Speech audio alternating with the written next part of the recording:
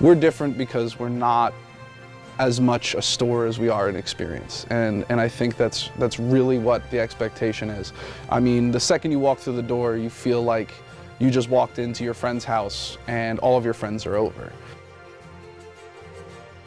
I'm Doug Garnham, and I am co-owner of Haven for Heroes.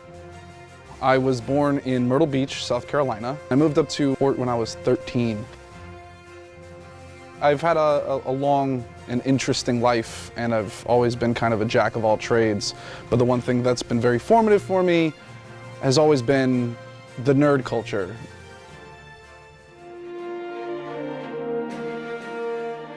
I'm Emmett Garnham, was originally the sole proprietor and now have 2 partners in the venture of Haven for Heroes. When I was a young kid, we ran into some real bad financial problems and we moved to the hood. And my savior was a comic book shop, actually one of Mile High Comics shops in Denver. And so I would go there and I would stay there for hours and just hang out, and they never threw me out even though I didn't have any money. And when they talked to me about comics like I knew something, right? And I was just this little kid, and they didn't tell me, you know, no, that's not the right thing, or you shouldn't read this book or that book. They always were like interested in my opinion of the comics. So that really stuck with me through my life, and I always said if I had the ability to do it, I would do it. And then it came to fruition that some of my workload at my regular job lightened up and I was able to open up. So. My name is Joshua Benavides. I came on the store as part-time help, which then turned into full-time help as they realized they needed more and more help and such. I was very well versed in Magic the Gathering. Then I came here, slowly learned the other things, comics, toys, collectibles, bunch of random knick-knack stuff, baseball cards and whatnot.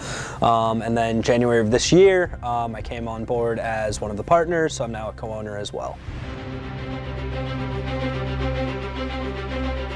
The 90s were really big for me. I was born in 1990, so I lived throughout the 90s, and I got to see everything from the birth of the internet to now the internet in your pocket.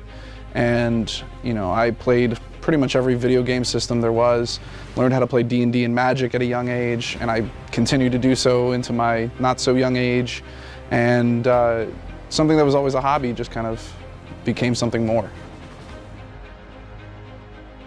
It feels amazing because like I was born and raised in Huguenot, which is just outside of Port Jervis, so I attended Port Jervis schools my entire life. It's nice. I wish I had this when I was younger. It would have been cool to have a store to go to, meet other people. You know, whenever I would come to Port, we would either just be at the friend's house or wander Port aimlessly doing nothing and probably getting into trouble.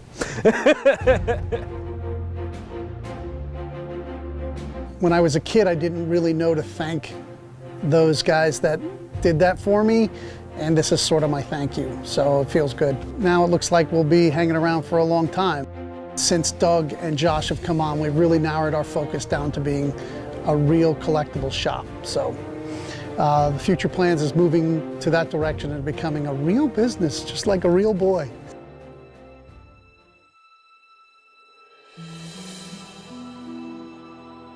My father has always had a lot of stuff.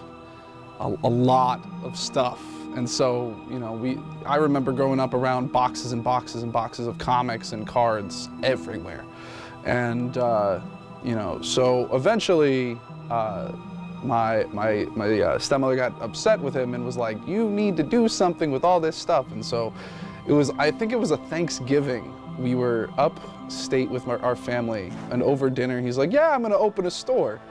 And everybody looked at him like, wait, what? You're actually gonna sell your things? And so October in 2014 was when he actually opened the doors at our first location about a block away from here. And I thought it was really cool. I was up in Maine for the first couple months of the shop's opening.